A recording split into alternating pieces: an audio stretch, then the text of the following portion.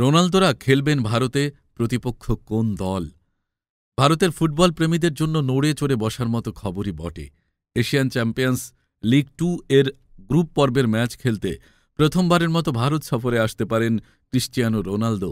Indian super লিগের দল FC Goa ও রোনালদোর দল আল নাসর মুখোমুখি হবে এ ম্যাচে। ভারতের সংবাদ মাধ্যম ইতিমধ্যেই ম্যাচটিকে বলেছে ঐতিহাসিক।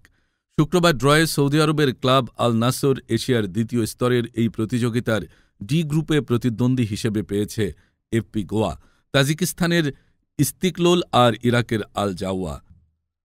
প্রতিটি গ্রুপে শীর্ষ 2 দল যাবে দ্বিতীয় রাউন্ডে।